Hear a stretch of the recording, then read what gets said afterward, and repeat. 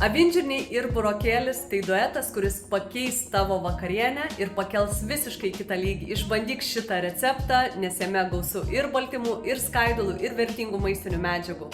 Bandyk dabar. Turėjau 3 šviežius burokėlius, juos supjaušiau griežinėliais, mėlyną į svogūną supjaušiau taip pat griežinėliais, nusausinau avinžirnius, į keptuvę pyliau alyvuogių aliejaus šaukštelį ir dėjau griežinėliais supjaustytus raudonus svogūnus, truputį apkepinau, tuomet dėjau šviežius burokėlius šiaudeliais supjaustytus ir viską patroškinau, įpylus truputį vandens.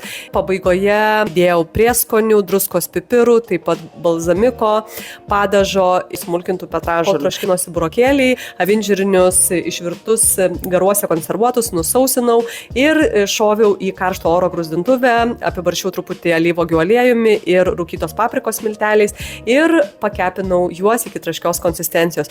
Viską dėjau ant karamelizuotų burokėlių ir tiekiau ant stalo. Neturėjau savo šaldytuve feta ar kito mėgstamo sūrio, valgėme tiesiog su graikišku jogurtu ir galiu išduoti paslaptį. Buvo be galo skanu ir mažosioms šeimos narėms ir mums su vyru.